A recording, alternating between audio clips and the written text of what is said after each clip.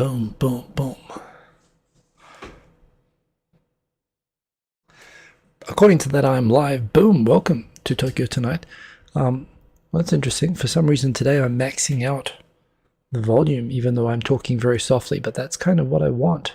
Well, I want to be able to talk softly anyway. So as usual, this is summertime. All the doors in the house are open, so I have to try to keep relatively quiet. So hopefully my voice is coming through clearly. I hope that you're all well. Thank you for joining me. It's been an interesting week. Not a lot of stories, but some interesting ones. Actually, I see. It's funny, the levels are peaking out today, so I'm going to turn down the gain on the microphone just to keep. Ooh, let's put it about there. A little bit less. Let's try it there. Still peaking out. Okay, try it there, there, there, there. Okay, that should be about the right level. Tell me if it's sounding weird. Hope that you're all well. Great to see so many people in here. We've already got in the chat. Dan H, butter. Yes, that does summon me, fill me with rage. We've got Mr. Cordy Chep. Great to see you as always. Quinn Ranked asking a question that I will try to remember to come back to asking. Has the CCP infiltrated other places like they did Hong Kong? I, of course, don't know the answer, but I can tell you the sort of rumors, the sort of, conspiracy theories around that anyway. Andrea Moboy, hi, good to see you indeed. And thanks for highlighting the question there, Quinn Ranked. Juan Johnson, waving, great to see you. Shubus is here and not late again. You're on a roll, Shubus, and I hope it must be that Panamanian coffee. Butter emoji not getting censored, Andrea Moboy, so that's a good sign. And yes, we've got Juan Johnson again. Boom. Ada Void, good morning. Let me make sure the cursor's over the chat so I can move that. Volume is fine. Thank you for confirming that, Shibus. Dan H. Yes, they've been claiming Hong Kong has been infiltrated by CCP since when the British were in charge, indeed. And they've been talking about it in Okinawa for decades. They've been talking about it, of course, in Taiwan for decades. And, hell, they've been talking about it in student associations in Australia, So it's a bit of a thing, but loud and clear. More hair too. Is that a request or a statement? I don't know. I certainly don't have more hair, but I'm quite happy if you all like to have that illusion. Damasto, welcome back. Long time no see. Setsuna, great to have you in here indeed. Mr. Cordy Chep, there's a story today that would enrage Hiko Simon. Some woman bought an entire box of markdown butter, leaving none for anybody else. I'm okay, that's the free market at work. I'd be more upset if the government was like rationing butter, but yeah. Andrew Moboy heard that too. Must be a big butter news day in Australia. Yeah, the emoji getting censored there, I guess. I don't know what's happening with that. But yeah. So actually, as I was going through, of course, there are some big news stories this week. There's the cabinet reshuffle and the continued. I will talk a little bit today about the Moonies, one of the three forbidden taboos. Generally, I'm always talking about it. I'm always talking about Japanese politics, but of course, sex, religion, politics, the three things that you're not really supposed to talk about in polite. And honestly, like things that I would not talk about at work. Politics lightly comes up, although it's more about America than Japan. But religion and sex are things that you just don't talk about in Japan, at least if you're not in safe company. I don't talk a lot about religion. It's one of those things, even on internet chat, it's very easy to offend people. I try to be equal opportunity. I should give it maybe a warning on the start of this. Of course, this is a free-flowing, but in terms of the thoughts that I want to share about the Unification Church, first of all, if you're in the Unification Church, well, if anything, I'm probably going to... heads up warning. I'll be speaking generally in terms of religions, both the things that I think are good and the things that are problematic with them and how they apply to the Unification Church or the Moonies. So yeah, if you are in any religion, you may be offended by things I say today, but I'm not trying to offend anybody. That's weird that the camera's moving around even though I'm not even touching the table that's on. Huh. Anyway, that is so funny that that's moving. Why is that? I guess it's the focus. Anyway, it might just be me looking at the screen too hard. So yes, if you're apologies in advance. I certainly don't intend to offend anybody, but of course, when I'll be sharing my opinions on religion generally, That is so weird. Why is that moving? That is totally moving, even though it's a fixed DSLR. Well, that's it, right? Oh, that's bugging me so much that the camera image is moving, even though I'm not touching it. Okay, it's a ghost camera person. Well, that's going to be another topic I'm going to talk about tonight, that I've actually ordered what I think will be a replacement for this camera. This camera is awesome, and in fact, the new camera will not be as good at this, as this, and I might not even use the new camera for this show, but for reasons I will discuss, I've ordered a flash new camera after much consideration, so I'll be able to test that out next week. Should be fun. But yeah, coming back just on religion stuff, just understand, I'll be sharing personal views on religion in general and its place in society and politics. And I'm probably going to offend somebody. So again, realize that the offense isn't intentional. I'm just trying to be objective, and I'm just sharing my perspectives on this. And people are certainly welcome. You do not have to agree or endorse anything that I'm going to say, but I will say stuff today. And it's, this is the problem is, I find it fun. I find talking, sex, religion, politics, they are fun things to talk about, but they're only fun if everybody's, in on the idea that these are fun. And I realize that people, take it seriously. So, my shoulders look bulkier, says Andrea Mowbray. I've got more hair. I'm bulking. Wow, she must be, I don't know what filter I have on today, but it seems to be helping. So that's a good thing. So yes. Andrea Mowbray mentioning that sad news too. Judith Durham from the Seekers passed away on Friday. I'm trying to remember. What are the Seekers? Is that like a band? I probably should know that. I apologize for not knowing, but certainly does sound like sad news indeed. Maybe the camera, maybe this is a sign. It's saying, don't go there, Hiko, don't do it. Maybe the Unification Church is right. Maybe that's a sign. Who knows? Maybe I'm going to be struck. Well, maybe that's the live streaming equivalent of being struck by lightning. But yes, there we go. It doesn't seem to be moving anymore. I don't know what was going on just now, but it was totally moving on its own, right? And it's like on a tripod. It's a DSLR on a tripod on a separate table. So even if I like bump this table, it's not going to shake that. So that was weird. Anyway, just going in, we've got Eric Bailey. Great to see you. Everybody settle down. Indeed, I feel much more relaxed now that you're here. Thank you for making it. Yes, we've got Mr. Cordy Chep. I see a nice in there. I don't see new names popping up. So as always, look, everyone, you know the drill. If you're here, please say hello. If you're not a regular commenter, I do love it if you just say hello or just even leave an emoji or something like that. Particularly love it when people just say where you're tuning in from, just because I get a kick out of that. It's great to connect with everybody through doing this. The band from the 60s. Okay, well, there we go.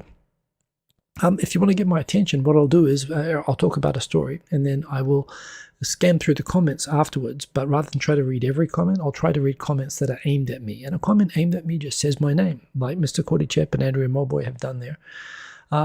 20 years younger. Yeah, I will go through. If you've got a comment, a question, or a request for a topic you'd like me to discuss, just say my name and I will pick it up there, and I will definitely try to get back to you. In terms of Quint Rankin's thing earlier about asking me to talk about infiltration by CCP spies, I guess I'll remind me if I don't come back to this, but I want to integrate this into the general talk about China that I plan to do later on. The blue camiseta. It could be indeed the blue camiseta that is making me look younger. I'm definitely not younger. Maybe I should keep this camera. I don't know. This is not a flattering camera. It shows quite good detail. It's still as hot. I've been out playing catch with the lad today. Got very sweaty, so I guess it helped the skin complexion a little bit, but I don't know what it is. Dan H. Find it funny that Mitsubishi Heavy Industries can't find buyers for the military equipment, especially given that South Korean defense industry has huge sales coming from Eastern Europe.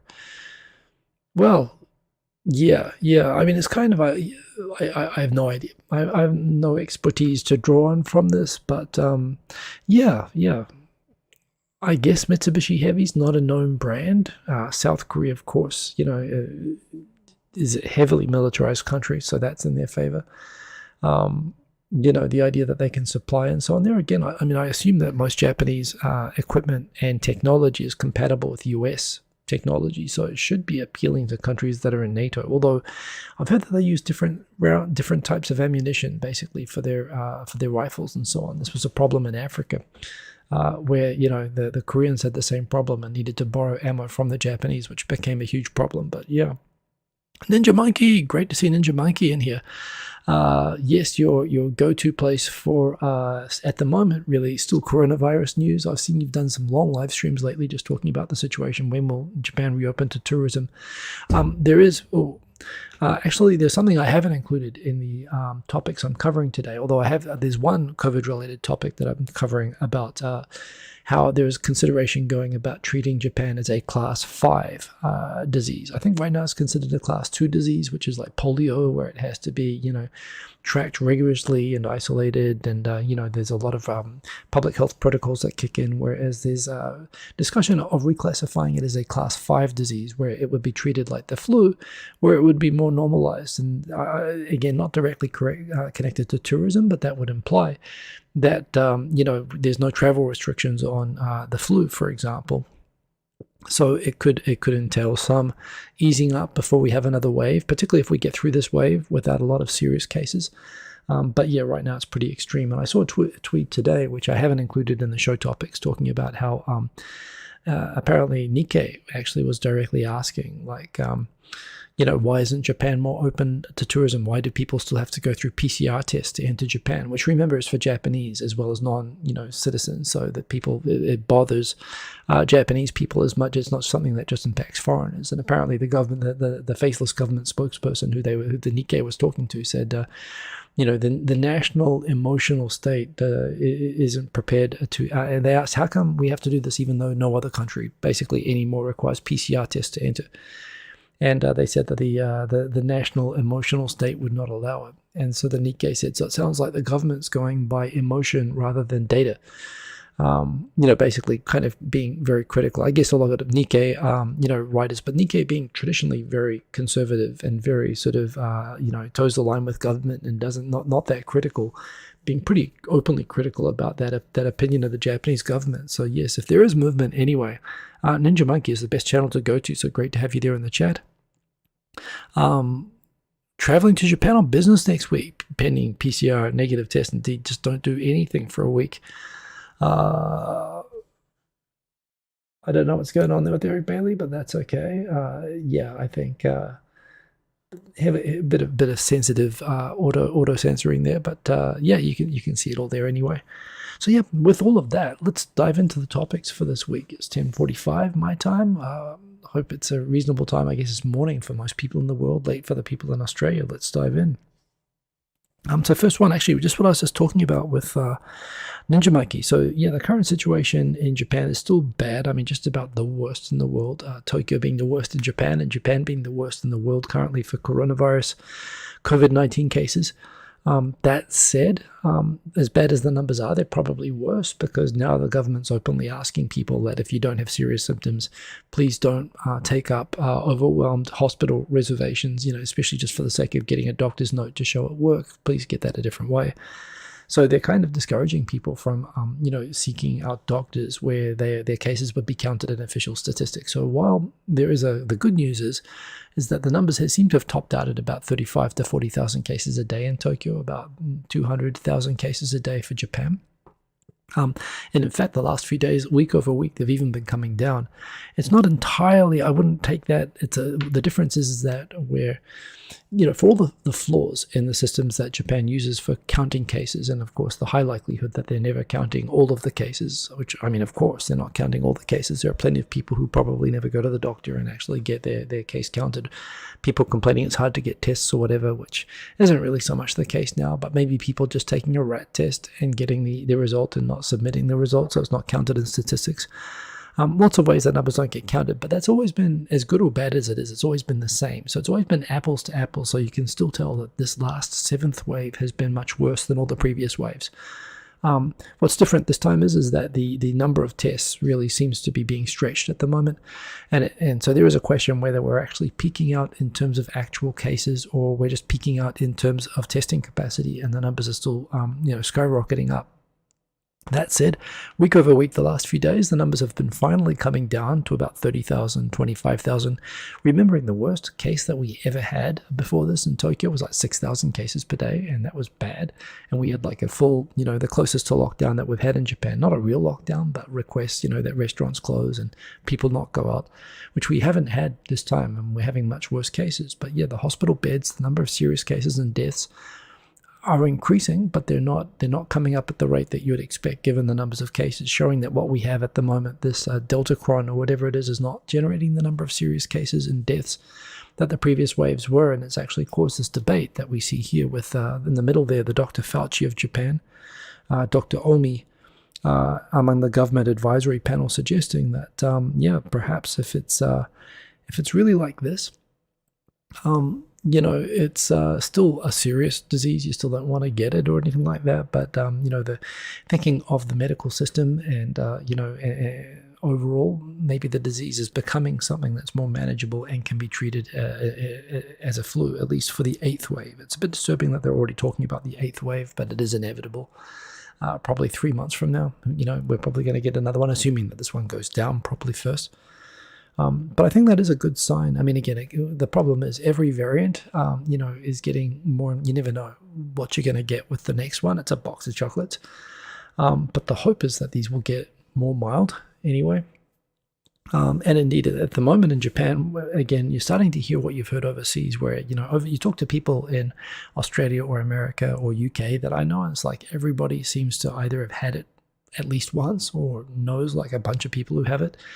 That hasn't really been the case until now in Japan, but yeah, no, even at work where everyone's working remotely and being very careful, yeah, more than half of my team at work have had it. I don't think I've had it. I think I mentioned when I got back from Singapore, I got I was diagnosed as having tonsillitis. I had a fever and a sore throat, 39.6 degrees fever, but I took 3 PCRs and rapid fire and rat tests every day, and I never turned up positive. And it was just my throat. There were no other symptoms, including I never lost my sense of taste or anything like that. I kept checking for that. So I don't think I've had it, although, yeah, it does seem inevitable at some point, like the flu, that it's probably, I know it's different to the flu, but it's interesting that Japan is, it's lagging behind everywhere else, but it's good that they're at least coming around on softening the treatment of this, and I think they'll need to do that probably to normalize, at least in the sense of having Japan treat this like everywhere else, where you can go back to normal traveling and so on. And remember, I'm going to be taking advantage of that situation in other countries to go visit New Zealand and Singapore, but it still is pretty hard to travel to Japan. The PCR thing is pretty tough. So yeah, hopefully it's going to get better. I'll talk about tourism in a little bit. I gave a cheeky tweet this week, which got a lot of retweets, but yeah, that's where we're at least in terms of coronavirus at the moment. Into the comments, believe in yourself, great to have you in here, good evening. I see no one else has said my name. I'll quickly look at Ninja. Oh, Travis Moore, good to see you. You made it live for once. Great to have you in here. Long time no see, Travis Moore. Ninja Monkey just saying, your impression is that a big problem is that a lot of people going to clinics, hospitals don't need to and could stay at home and put less pressure on the system. Well, that's what the medical experts are saying, and that's why they're asking people not to do that so much anymore. But yeah, the other thing is that, now they're starting to give new names to the variants, like a BA 2.75, I've heard people call the new sort of, combined variants. I know that we started using these names and numbers because it was getting a bit awkward with when we started talking about the Indian variant and the South African, the Wuhan, virus, and I think the worst example was the South African variant, where in the case of the South African variant, it was not from South Africa, it was from Europe, but it was actually medical researchers because again, they've got such great resources on tracking pandemics in Africa, that the doctors there were the first ones to isolate and identify, I think, what was it, Omicron or Delta or whatever it was. And it was labeled the South African variant, which caused a lot of countries to suddenly ban travel with South Africa, simply because the doctors in South Africa were better at identifying it than the ones in Europe, where it was from Belgium or something like that. And I think that's when everyone realized, okay, we've got to stop using these names based on the location where it was discovered. And but that said, once you get to BA 2.75, I'm just getting confused. and using the Greek alphabet as well, and that got weird when everyone realized we were going to get the variant she and so on, and they switched from that. It's hard, but Japan has a perfectly good system that they use with hurricanes, with typhoons, that I think should just be used for everything, which is just the year and the number. Which one is it? It doesn't have to be 2.75. Call it 3, call it 4.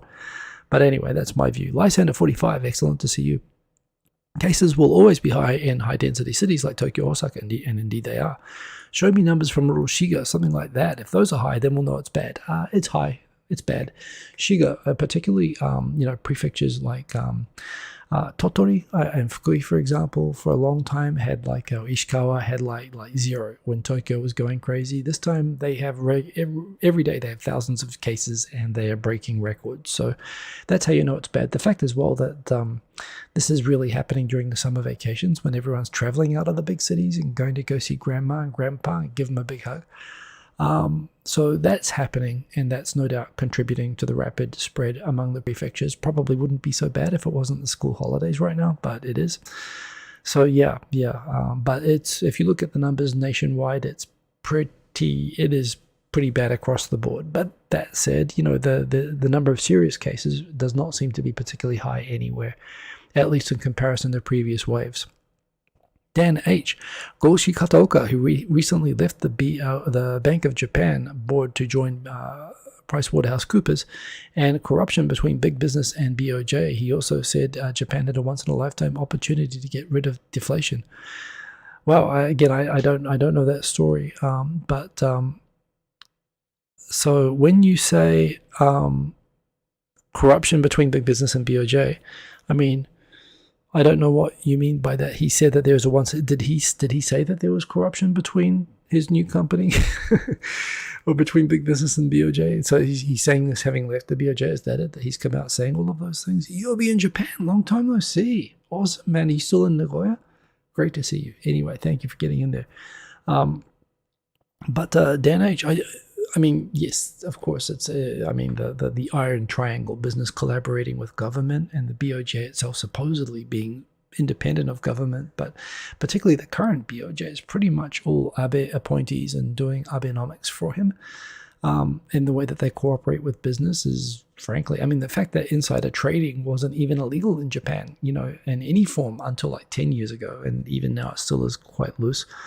So there's a lot of stuff there. In terms of what corruption between BOJ and big business in Japan looks like, I don't know.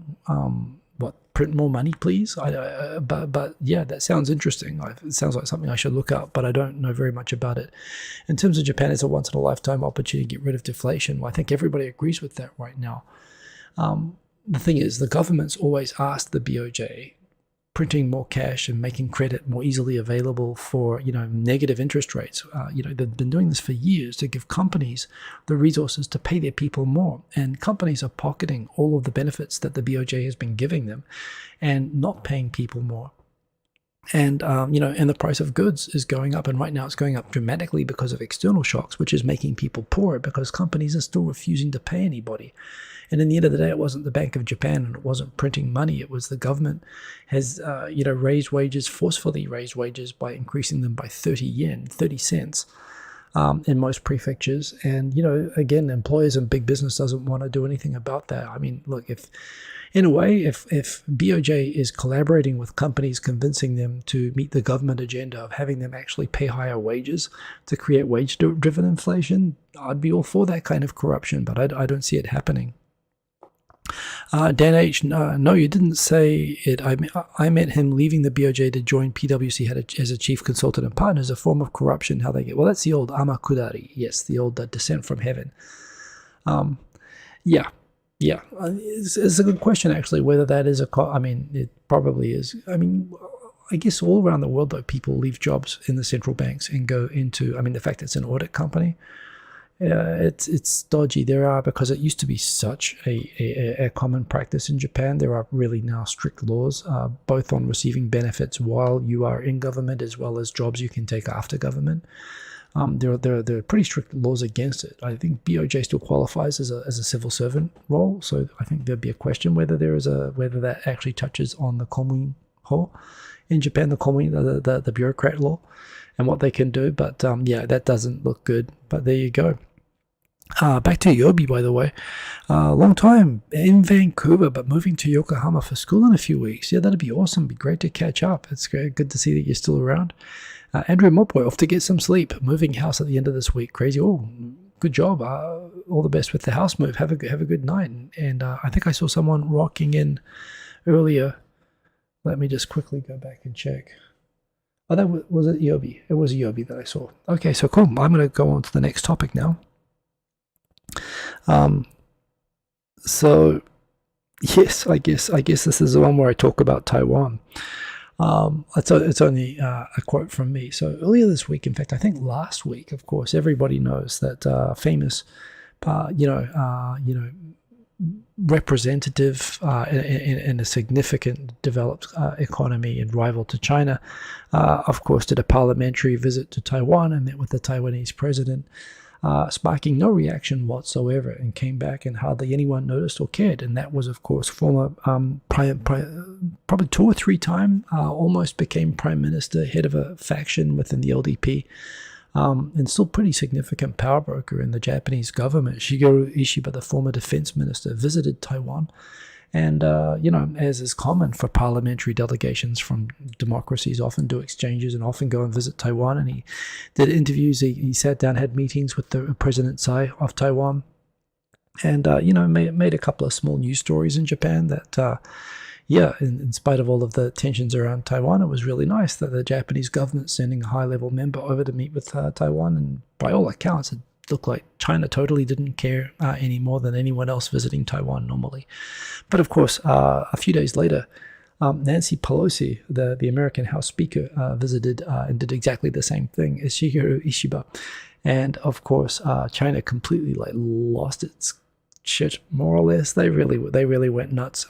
When you say they lost nuts, although they went nuts, like everything, it was strategically going nuts. They were basically using the old gangster tactics that the CCP is known to use, as indeed is North Korea, where they're not actually crazy, but they're hoping to convey craziness in order to modify the behavior of other countries, saying that it was clearly opportunistic. It's clearly part of the agenda of Xi to just like with the South China Sea, just like with Hong Kong, democracy, just like with the Japanese Senkaku Islands, they're playing a long game of incremental encroachment, and they're taking advantage of opportunities to be able to inch further forward on the chessboard. And that's exactly what they've done with Taiwan in this case. They used the opportunity of Nancy Pelosi's visit to basically redeploy their chess pieces a little bit further forward, and by basically acting crazy, sending a signal over to America.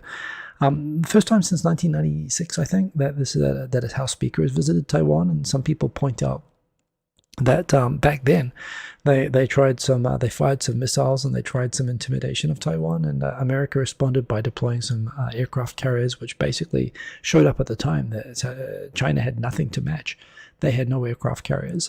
This actually is partly what people believe prompted the creation of the Liaoning aircraft carrier, the converted, rusted out Soviet aircraft carrier that they bought through a Macau front company to be a refurbished casino that ended up being converted into China's first aircraft carrier. But this was all a result, basically, of being pretty much shamed. I mean, there were 2 big incidents in the late 1990s, of course. One was the Wangwei incident, where near the island of Hainan, a U.S. surveillance plane, rotor plane, but basically radio surveillance working for American intelligence, was flying just off the coast, and a Chinese interceptor that was being particularly aggressive about trying to force the plane off its flight route, which was through international waters, but right beside China.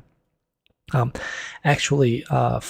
pilot flew into the, attempting to make the American pilot move and move his wings to basically avoid a collision. The American pilot decided not to move his wings, and the Chinese pilot Wang Wei, flew into the cockpit, actually made contact with the propellers, and the pilot was killed, disabling the plane, forcing it to land in Hainan, and letting the Chinese get access to the plane.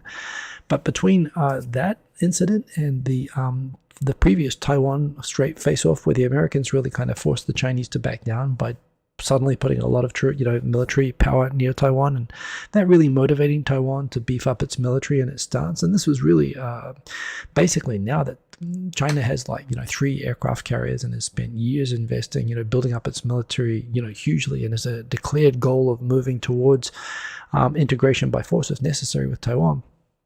Nancy didn't do anything here. China was just basically looking for the opportunity and the timing which it chose, frankly, to basically generate a replay of that confrontation to show, look at how much tougher we are now. But also, like Taiwan, like with the previous confrontations or recent ones, South China Sea, Senkaku Islands, and Hong Kong, they tend, when they put their pieces forward on the chessboard, they tend not to pull them back again. And that's the real concern about this. They've used this obviously opportunistically to basically do military exercises across the median line separating Taiwan from the mainland, which is setting a kind of a precedent, and indeed surrounding Taiwan and, doing exercises very close to Taiwanese territorial waters, and indeed even firing rockets into Japan's economic zone, which China has never actually apparently recognized economic zones, but still, they know that Japan recognizes it, and they know that they were firing rockets into Japan's exclusive economic zone. But yeah, like with the Senkaku Islands, when they said, okay, we're going to start doing patrol boats around the Senkaku Islands, they've been doing that consistently now for years, and they're never going to wind that back. And I think that's the biggest concern of this whole flap, is that, they're basically, they are changing the status quo with Taiwan, and they're blaming America for it. But America is, there's nothing new about sending parliamentary delegates. They didn't react like this with when Japan sent someone. Although clearly they don't like Japan, but this is why I had the joke that Shigeru Ishiba, who himself is a bit of a military equipment nerd, is probably feeling a bit left out, that China didn't react at all to him going. He did exactly the same thing, and Japan's just as significant. I mean, look, when there was a flap 20 years ago that triggered off the latest encroachment on Senkaku Islands that's still ongoing now with the drunk sea captain, Chinese sea captain, trying to land on the Senkaku Islands and getting arrested. China gave a green light, allowed basically pogroms that were burning down Japanese-owned shopping malls, the CCP members of workers' unions that were working in Japanese-owned factories in China, set the factories on fire. Japanese people were attacked, and Japanese residents of China. It actually caused Japan to rethink its entire approach to basically moving all of its manufacturing to China when they realized that over a political incident that was frankly caused by a drunk Chinese fishermen, through nothing that Japan did, honestly. That basically, I realize it's more complex. It also had to do with the nationalization when Tokyo was proposing to buy the Senkaku Islands, and the government bought it to thwart him, knowing that he was intending to cause an incident there. That was also part of the provocation. But basically China went full hammer and tongs on Japan over that, and remember, over Wang Wei. In fact, that, and I think the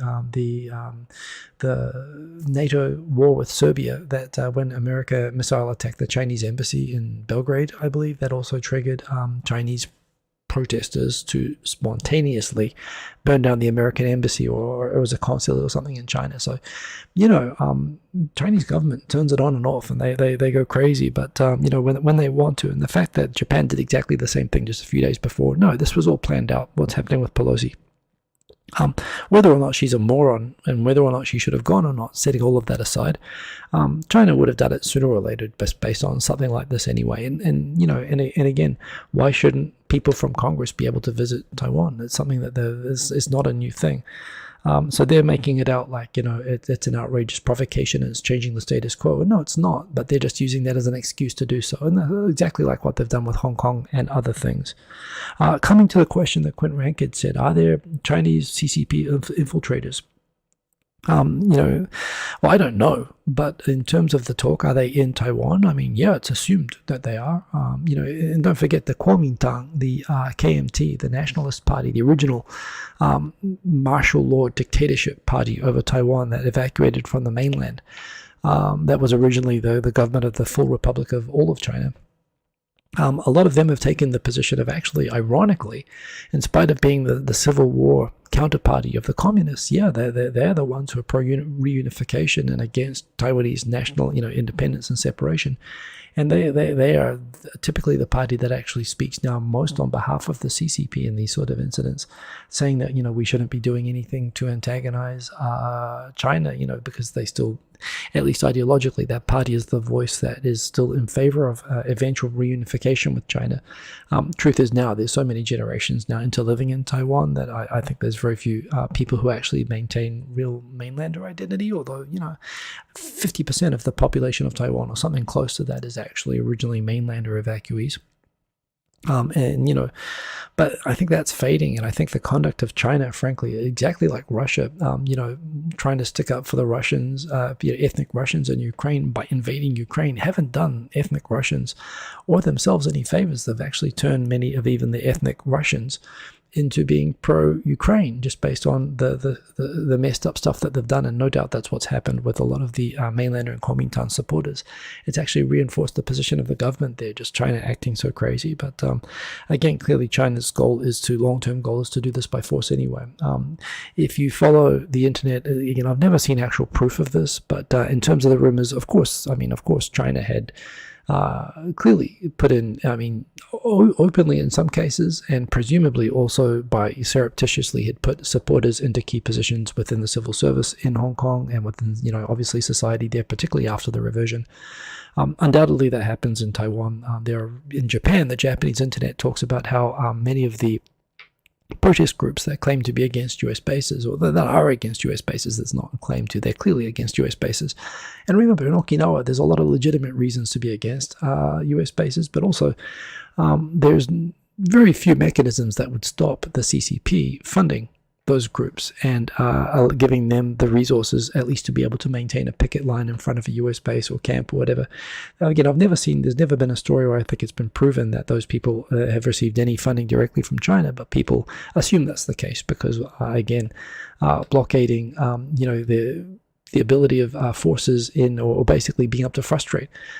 For example, the creation of the new marine base over the Henoko Reef, or the deployment of the V-22 Ospreys, is something that ultimately works in China's interest. It reduces the ability of America and Japan to be able to respond to Chinese aggression in that region, and allows them to mess with Okinawan territory. So some people point out that, China must be funding them. I think that still is in the realm of paranoia, but to me it's paranoia with a certain degree of believability, even though there's no evidence for it. So yeah, you hear about that, and again, why wouldn't China take advantage of the fact that other countries are open democracies that allow that sort of thing, even though they don't? But yeah, interesting week in terms of Taiwan, and I think, again, it's unfortunate. China's big advantage, of course, is that it can play a long game. It's not locked in on election cycles. It's not locked in on a 3-year sort of approval thing or having to get a result. They can do everything like they've done with Hong Kong, 50-year reversion schedule, but they've used a 25-year schedule, obviously, to abrogate human rights there. And they're doing a similar thing with Taiwan. They can take their time and they can they can move by inches where democratic countries can't. That's an advantage that they have, and they're clearly using it. So yeah. Anyway, Eric Bailey, Taiwan. Oh, you mean China? Taiwan doesn't exist. Don't you know that? Well, yeah, that's right. It's obviously complicated. But yes, indeed. Sadiq. Hello, good to see you, Sadiq. Good to see you there from Florida. Good to have you with us. Yoni, good to have you in here. Good evening from Tokyo. Good tomorrow. Going to Aomori for the first time. Any recommendations? Apple. I don't know Aomori very well, frankly, but from what they say, you should try all the apples. Apparently, as an apple lover myself, it's like the only place in Japan you can get Granny Smith apples. They've got in Tokyo, you can get 50 varieties of Fuji apples, or things that look like Fuji apples. They're all red. It's like, to Japanese, like green apples are like unnatural, but in Aomori you can get them. So for me, if you want to do me a favor when you're in Aomori, try to find Granny Smiths and eat one, because they're hard to get and you won't get them in Tokyo, and they're the best sort of apple, and it frustrates me that you can't get them in Tokyo. So continuing on the Taiwan thing, just for what's here. Yes, so there's it's funny, in a press conference with the Chinese foreign minister, they pointed out, hey, why are you firing missiles into the water of Japan's exclusive economic zone, which even North Korea is careful to avoid doing? Well, they're not that careful about doing it. They do it. Well, this is something that North Korea does, right? Anyway, at least in part of their missile drills. And China responded, "Oh, that's okay. We don't recognize that as being Japan's exclusive economic area zone," which I thought, well, that's not reassuring at all. But there you go. They basically don't have any view that Japan has a valid exclusive economic zone near Yonaguni. And remember, there's actually islands closer to Taiwan and closer to China than the disputed Senkaku Islands. Yonaguni Island is not disputed, or at least to the extent that Okinawa is not disputed. I mean, some in China argue that Okinawa used to be a tribute-paying satellite state of China, by which they consider both Korea and Okinawa to be rightfully historically part of China. They consider vassal tribute-paying states to be, traditional parts of China.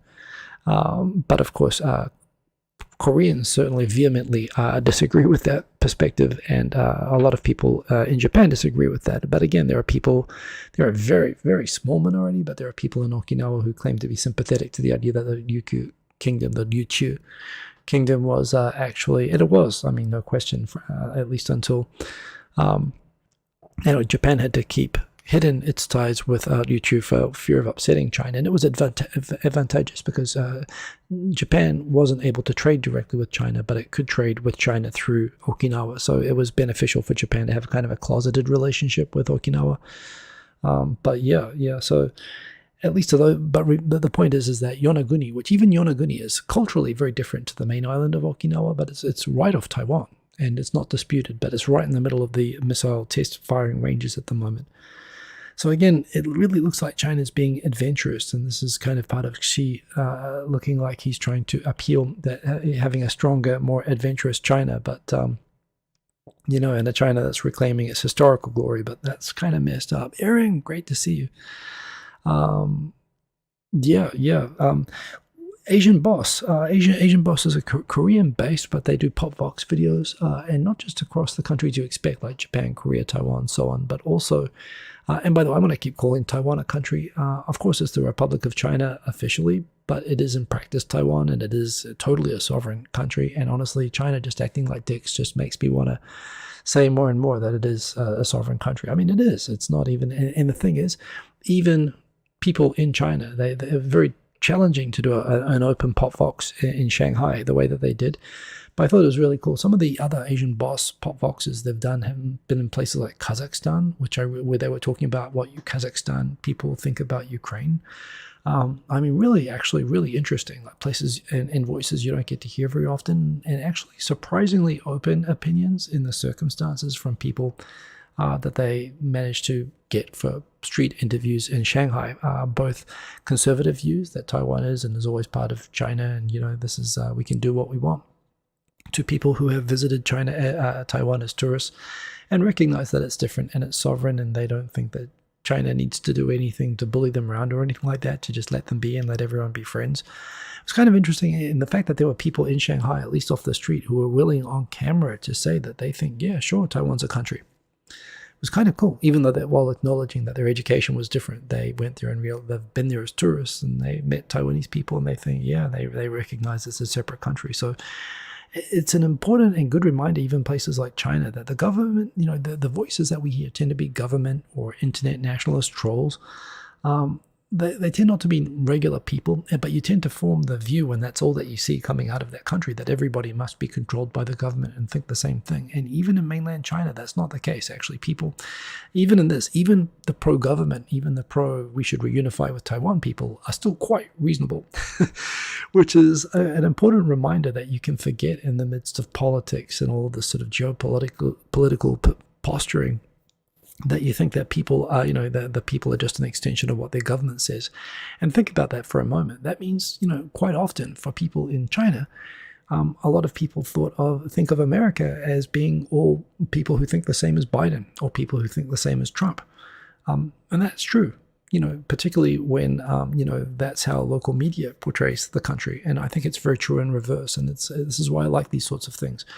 You can actually, it's important to remember that people are basically reasonable, even if their governments don't act reasonable. Asian Boss, they do a great job. These are a little bit not sorted in order, but that is it on the Taiwan stuff. So, okay, I'm going to go on to the next one. I did,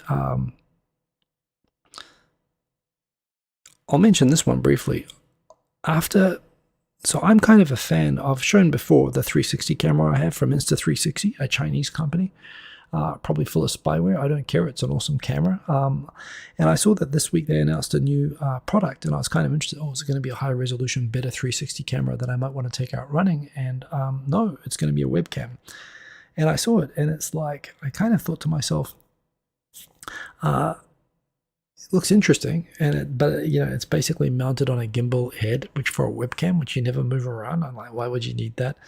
I don't really have a need for that. They have examples of people dancing, for example, how it can follow you when you're dancing, but I don't really particularly dance when I use webcams for work or for this.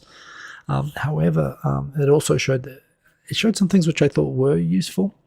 That, for example, if I show my tablet down on my desk, it can point down and show a desk view with a corrected view. So I thought that was kind of interesting. It also had like a whiteboard view that you can put some tags on a whiteboard and it can show the whiteboard on a screen, which I find useful for work. But it was really, really expensive. And I thought, in the end of the day, why would you pay $300 US for a web camera when, I've got a DSLR that I can hook up there. And indeed, I've got an iPhone XS, an iPhone 10, which I'm going to upgrade my iPhone this year. So if there are lots of converters where you can use your iPhone itself as a camera. And, generally speaking, smartphone cameras are much, much better than webcams. And you can do that for, an adapter kit and an app for $20. So why spend $300 on a webcam when you can do better? The problem is, of course, for me, for this setup, yes, I have a DSLR and it's all great, but, I can't do that with my work computer. And honestly, I just like to, I care about cameras and I want to flex a little bit and I want to have a nice camera. And I'd like to be able to do that with my iPhone, but they won't let me install, unauthorized software on my work computer, which means I can't use the, and the USB capture device that I use for this DSLR on my home computer doesn't work with the software on my work laptop. So I need something that's plug and play USB that I can capture that will let me do what I want. And, so it's kind of appealing that this thing has a USB that just works plug and play. And what really cinched it for me is that the sensor on it is 1/2.3, so it's not half. It's smaller than half. An inch sensor, but it's But when I looked up and I realized the sensor on it is actually bigger than the sensor on my iPhone 10. It's smaller than the current iPhone sensors, but it should actually produce a better image than my iPhone that I have, actually. And that's quite a high standard. And everyone's been raving about this being very high quality. The other thing that I like about it is that you see that right now my video is like popped up on its side. Which right now I have with the DSLR, but it's all cropped. I've just cut. It's basically 1/3 of what I'm taking in. I've just got to cut over. Whereas I guess I could flip the camera over. In fact, I arguably should flip the camera over. Yeah. But even then, then the problem is I'd have to correct I look on my side and I'd have to correct it and everything. Whereas this can natively shoot in vertical format, basically, so it's compatible for live streams or whatever where you're streaming to mobile phones, which is how I capture this, which means it should actually be able to get all the pixels into the vertical box, which should produce a higher quality video even for the live stream, and be less of a hassle. Like sometimes this doesn't work out so well with all the cables and the HDMI capture and the sync isn't perfect. So I actually think when I thought that and I realized that, okay, this is actually going to be a better image than I'd get with my iPhone camera, which is pretty good, I decided to spring for one. So I'm going to get that this week, and I'll no doubt do a review of it when I get it. I might even be using it on the show next week. It is expensive, $300 but I figured it does enough. It does a lot of things I don't need, but I figure it's got enough things that I want that I can't do easily, particularly with my work computer, that I should be able to use with this, just plug and play. And I'm a fan of the Insta360 camera that I have, so I'm kind of a fan of the brand, frankly. So I'm going to try it out. We'll see how we go with that. In the comments, I've just realized I've missed a couple, so let's go back. Indeed, you only get yourself a Granny Smith. Believe in yourself makes a mean apple pie. That would be great. I love a good apple pie. Dan H. isn't Japanese related, and you may be a bit sensitive considering my job. What are my thoughts on Rumble and Google lawsuits? Apparently, we'll get to see some of Google's algorithm. The Rumble and Google, I'm trying to remember about this. So this is where Rumble's claiming that YouTube's using their algorithm or something like that. I mean, I'm relatively remote and I'm not very informed on the lawsuits. I think I've given my views before on the idea, for example, with the kakaku.com Tabelog thing, I think court saying that companies have to disclose their algorithms is like saying restaurants have to disclose their recipes. It's kind of the essence of what their business is in a way. I mean, sure, don't do nefarious things with that, but I don't think creating an algorithm that produces similar results. There is a question, of course, about you've got various ways that you can protect taking intellectual property across companies. I don't know if that's what this is about. Frankly, I think even if you could see the algorithm, it's like forcing a company to share its source code, which again is something that would be ridiculous, but it's very similar to that. But the thing is that you can copy code or algorithms without duplicating the text. This is the thing. You just have to know how it works and what's going on. It would be interesting if that happened. I think they're really going after the wrong things.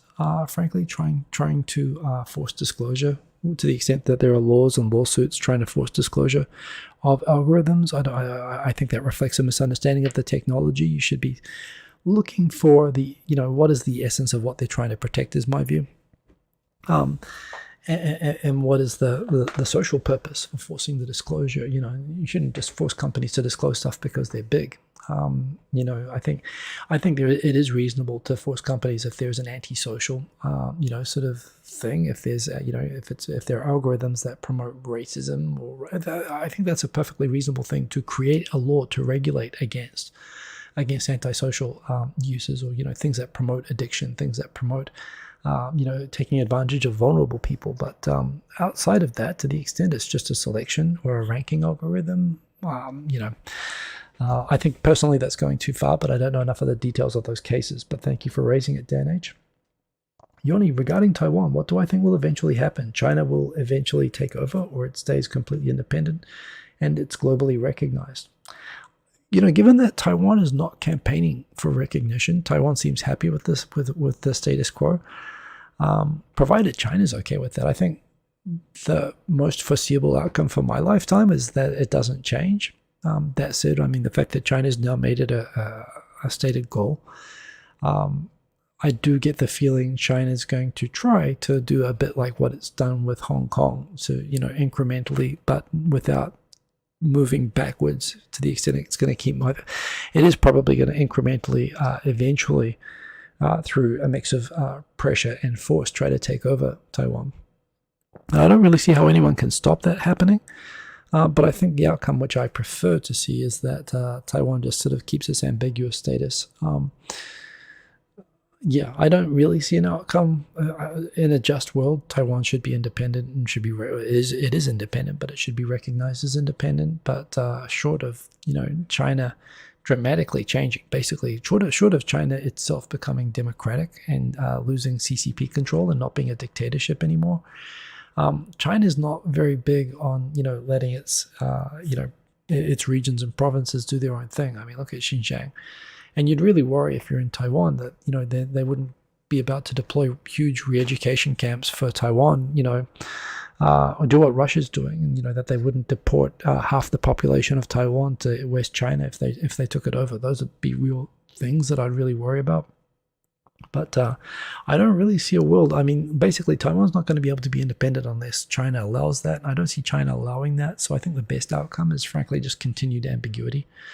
But yeah, if I were to predict 50 years into the future, assuming that the CCP somehow remains and that China remains the same, it's kind of hard to see them allowing the status quo remain, just given the way that they're operating, which then draws into question Okinawa, frankly, whether they would go for that next, and what the consequences of that would be, and whether America would be willing to get into a shooting war with China over Taiwan.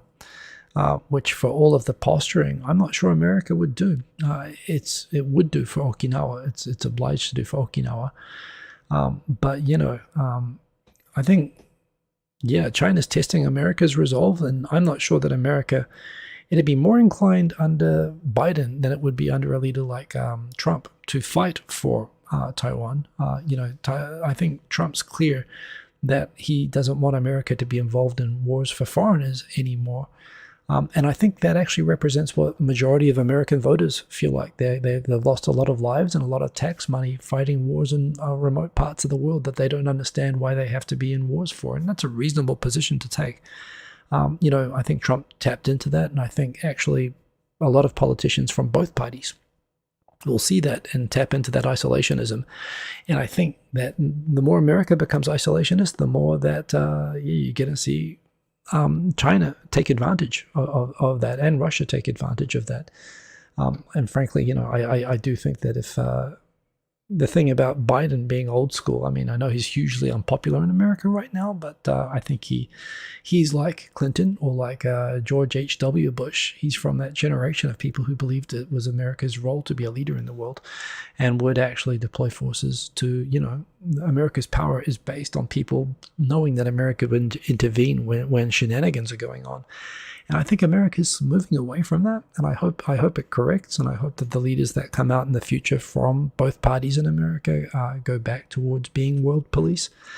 But clearly Americans are tired of being world police. They don't understand why so many of their kids had to die in Iraq and Afghanistan and other places, and I worry that Taiwan's going to be the victim of that. So provided America remains willing to demonstrate that it'll remain world police, and Taiwan stays ambiguous, that's the best outcome. But if America continues to look inward, which it's entitled to do, I mean, why should America, be giving up its lives to be helping Taiwan stay safe? But the consequence is that, you could have a terrible situation in Taiwan. So that's where I really appreciate what America does in the world, and I hope it keeps doing it. And this is why I hope that internationalist leaders continue to get elected in America, but we'll see. Oh, wow, so many comments.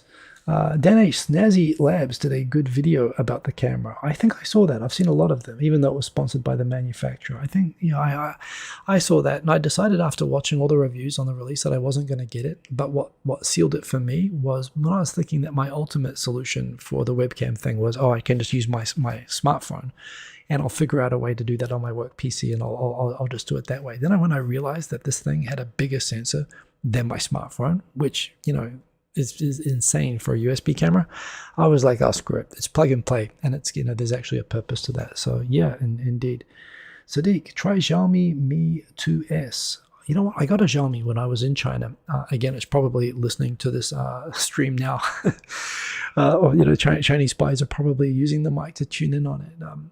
It seems like it's a good device, but I wasn't able. I wanted to buy it to bring back to Japan and to basically wipe and put a vanilla Google operating system on. But the Chinese phones, they don't let you do that for understandable reasons. So that said, it was a good phone. I think I've still got it somewhere.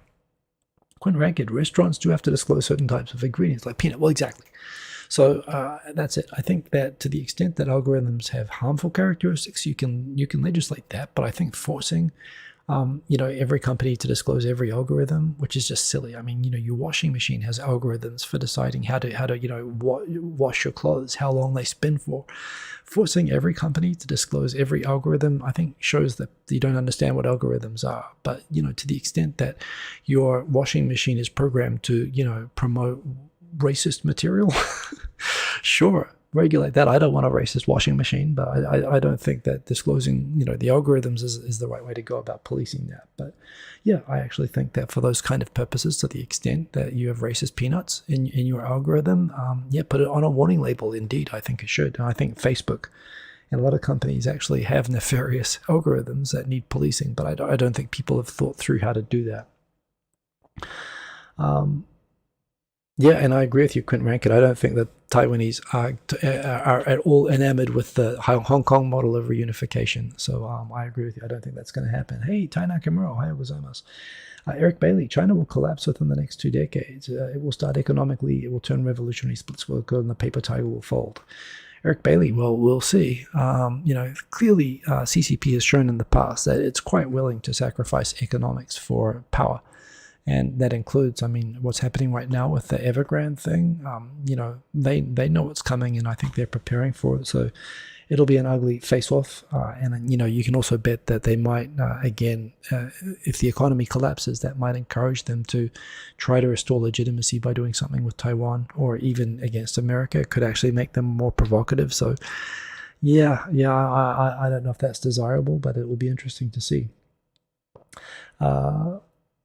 Quentin Rankid, I'm not sure that Trump wouldn't at least tell the CCP that he'd light them up if they get out of hand. I've heard him tell, he told Putin that, but no sight. I wonder if it's true. Biden may not be old school, probably doesn't know himself. I think you're right. And look, Democrats have always been easier on China than the Republicans, but right now, like I say, the current Republicans, the Tea Party Republicans, are, to me, it's like anti-traditional. What I'm talking about is establishment Democrats and establishment Republicans have always been the same. They've always been centrist in terms of lying to people about not taxing them and then taxing them, lying to people that they're going to reduce military spending and keep troops at home, while they keep getting involved in more wars. And Trump tapped into the fact that the establishment GOP and establishment Democrats have been lying to people, and he said he wouldn't lie about that. And I think, actually, to his credit, I think he was true. I think it's wrong, but I think a lot of Americans, if I was an American, I'd be frustrated at being lied to and having your taxes taken and your kids sent away to die all the time. And I think that's a legitimate thing. I think that Trump found. It's a nerve that he found, and I think that other politicians are going to exploit. And I think it'd be bad for Taiwan. What I wish the Democrats and the Republicans would do is be open with and explain why it's in America's national interest to have troops willing to fight in Taiwan. I think everyone's gotten lazy about explaining that. That's what frustrates me. Would a racist washing machine keep my whites whiter? Well, again, if that's how they go about it, so long as there's a warning label, buyer beware. Quentin Rankid, Republicans have been easy on China. Only Nixon can go to China. Hey, maybe they've all been on China. There's a lot of money in being easy on China, I guess. My view is that actually the Democrats have been easier on China, but yeah. So the final thing, we're out of time here, but I mentioned I was going to be offensive about religion. I feel like I can't let that go. So yeah, the big thing, of course, going on, and the only real domestic news political story has been the Moonies. The Unification Church. I don't know an awful lot about them, but they are, they used to be called the Unification Church. Now they're called the Totally Not the Unification Church, totally for world peace and being excellent to each other, and nothing to do with that dangerous cult that everyone knows about that's called the Unification Church. That's what they changed their name to, more or less. But however, when they tried, basically in the 1990s, when there were a lot of these new religions, I don't really know anything about the Unification Church other than they basically worship a Korean Jesus, more or less. There's a pastor, Reverend Moon, in Korea. They're famous for having the sports stadium mass weddings at the same time. They're big in America. They've become a globally relatively successful new religion. I'm not sure if they have Christian tenets or whatever, but they've been successful as sort of a new religion. Very successful at attracting members, and as a lot of aggressive new religions do, they basically lock in those members by, one, demanding a lot of donations and economic support, by basically having them buy, again, like Scientology, for example, having them buy lots of religious materials, which themselves making the religion into a kind of a business, which allows them to, which is tax-free, of course, in Japan. Which means that they've got a lot of money which they put into, again, proselytizing and attracting new members, and also, again, like a lot of religions do, and frankly, not just new religions, old religions do this as well. They lock in their members by basically using techniques that say that you're an exclusive group of people who are going to heaven, everyone else is going to hell, and you've got to separate yourself from the people who are going to hell, and this causes schisms within families, causes all sorts of stress. And there are just like tons of cases at best of families, getting broken up over membership of this religion, as well as bankruptcies and people putting their life savings into the religion, being told that if they put their money in, they're gonna, be in the priority seating for the end of the world and stuff like that.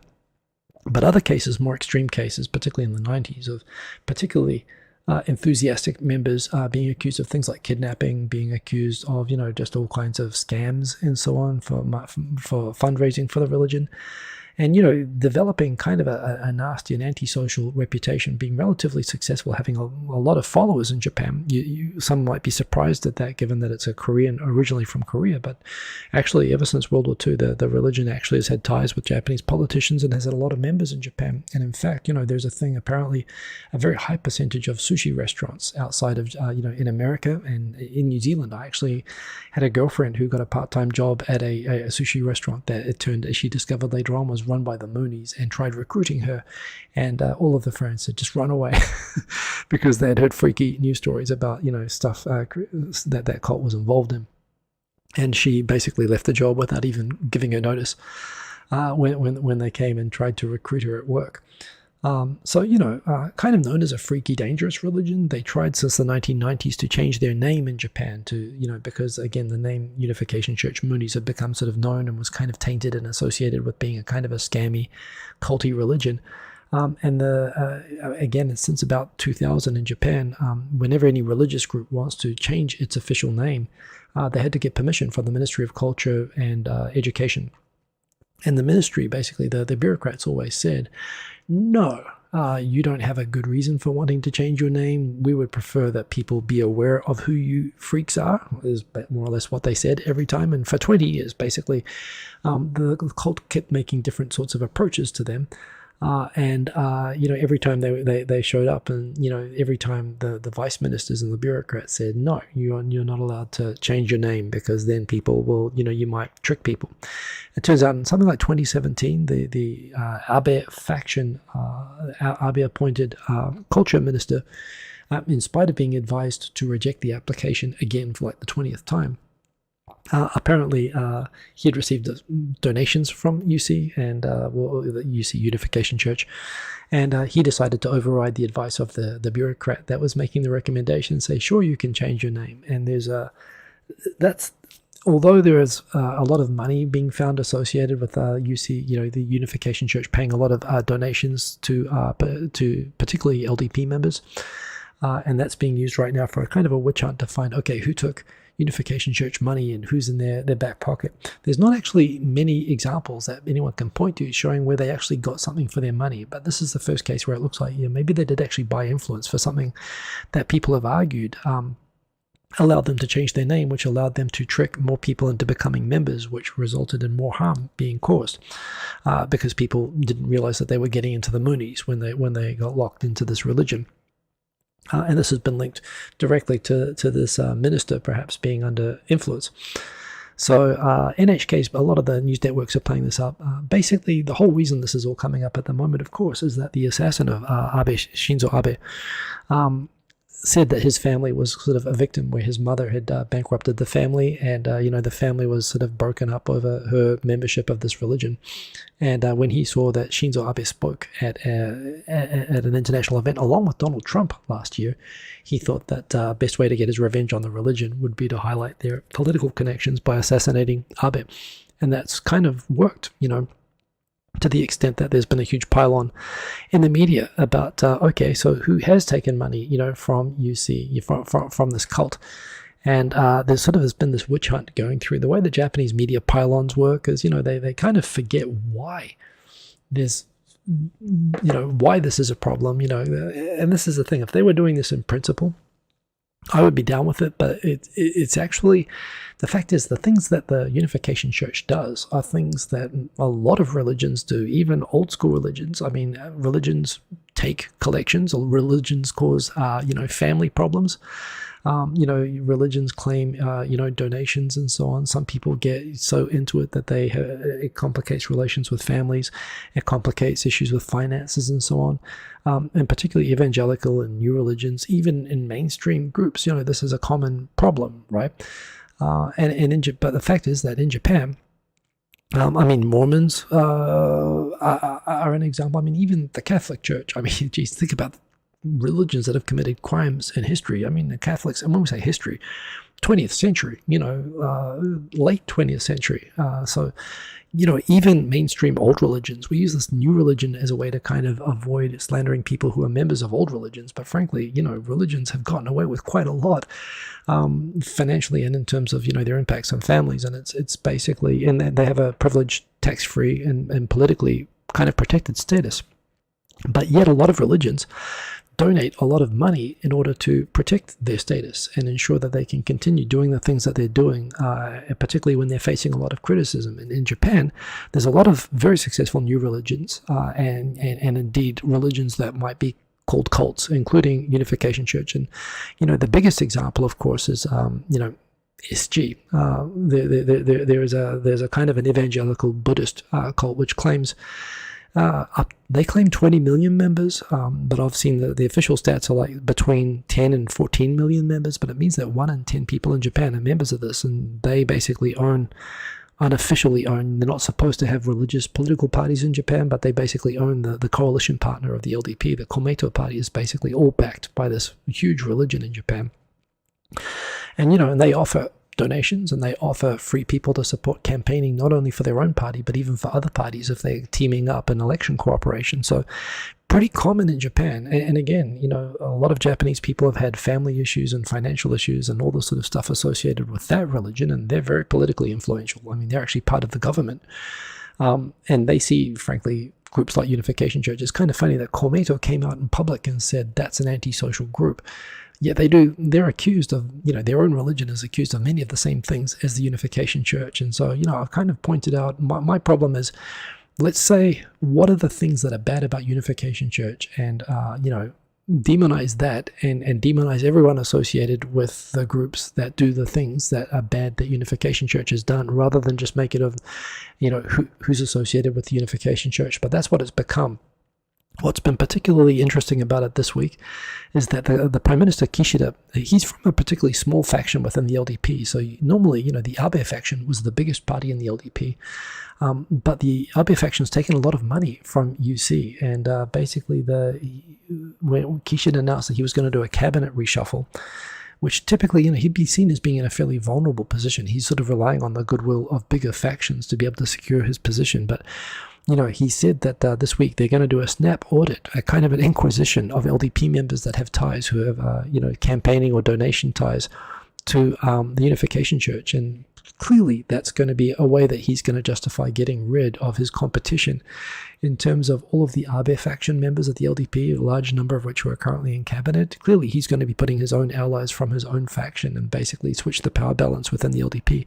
And he's taking advantage of this this backlash against the Unification Church as a way of cleaning out his competitors in the government, which is all fine and good. But it's they've actually identified like 120 members from multiple parties, particularly the Osaka We Love Osaka party and the LDP, that have been found to have financial or campaign support ties to the Unification Church. The funniest one was a member of Komeito, a member of the Sokogakkai party. One member was found to have attended an event, or been paid to attend an event that was run by the Unification Church, which is like basically two-timing within new religion circles. And apparently he held a press conference saying, I had no idea that they were sponsored by them. I'm a one cult guy. He didn't actually say that, but that's clearly what he implied. I thought that was hilarious, though, that they called it. It's basically like it's like finding, a Christian conservative was a member of a Muslim radical group. So he's gone on saying, no, I belong to those other fanatics.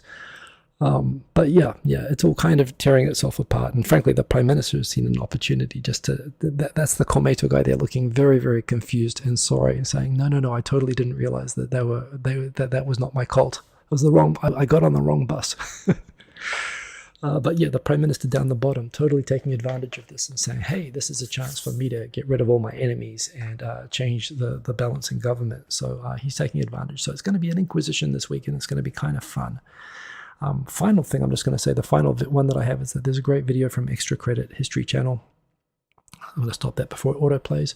On the Battle of Adwa. Everyone knows about the Russo-Japanese War, where Japan shocked the world by being an Asian country that defeated a European country in war when they defeated Russia in 1904, 1905. However, 1896, I believe, in Ethiopia, Italy marched in expecting to take over Ethiopia from Eritrea, and Ethiopia wasn't having it. Ethiopia defeated Italy. No doubt Italy changed sides in the middle of the battle or something like that, but Italy got defeated before Russia got defeated by Japan. Ethiopia defeated Italy. And this is kind of why Ethiopia and Japan are some of the only countries in the world that basically were able to withstand colonialism and frankly, white supremacist colonialism. And it's kind of why when I've met Ethiopians like in America, you meet them, taxi drivers, I've met a couple at work, and you say that you're from Japan, there was, oh, we love Japan and Ethiopia. And it comes down to they have this sort of thing that they were basically countries that were holdouts and were successful both at fighting back against European powers and were kind of holdouts against colonialism. And there's this kind of weird respect. And it's really cool. And the thing is, while everyone knows about the Russo-Japanese War, at least in Japan, I didn't know about the Battle of Adwa. And it's kind of cool. There's a good account of it down there, and I'd encourage everyone to read it. It's excellent stuff. That is the show. I am way over time. Let me quickly run through the comments and then wrap up. So, boom, we've got Eric Bailey. You might be wrong, but you'd place freedom of religion first and count on law enforcement to root out any crime that any individual faction might plan or commit. I can't quite place where that would be, but yeah. Eric, I see, that was a censored comment. I think possibly mentioning Mormons. The algorithm didn't like that. But look, I mean, any group, I mean, hell, probably the Rotary Club has a few mass murderers in it. I mean, in the end of the day, any grouping of people is going to have a bunch. By the way, my position on religion in general, including Unification Church, actually, is that, look, it's like vice. It's any form of vice. If you want to get it, alcohol is legal. If you want to get into alcohol, if you want to get into, weed, if you want to get into using prostitutes, or if you want to get into gambling, or if you want to get into, a religion, they're all the same things. In moderation, they might be fine, even good. In fact, and religion does a lot of good for a lot of people, around the world. And look, if people voluntarily, just like if they're spending their money on gambling, but they have fun and they can afford to lose the money, if people are in religion and they like the camaraderie, they like the spiritual fulfillment that it gives, they like the community that it gives, and they're willing to, spend the money on it, it might cause issues with other family members in either cases. And you don't want to do it to a point where it's unhealthy or where you're actually doing antisocial kind of things. You don't want to get addicted to drugs.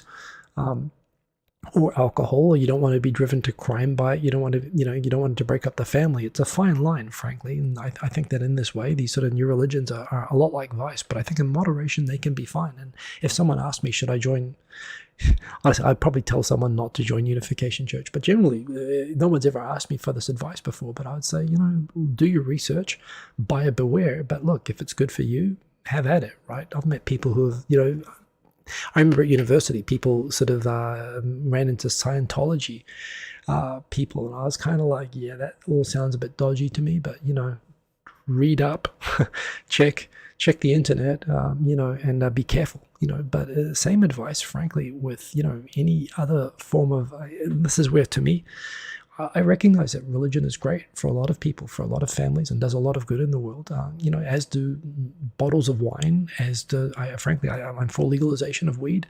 I'm for legalization, actually, of most vices, but with the understanding that it places responsibility on people to minimize the harm, and, and on society to try to make sure that the harm that they can cause is minimized. And I think it's the same with new religions.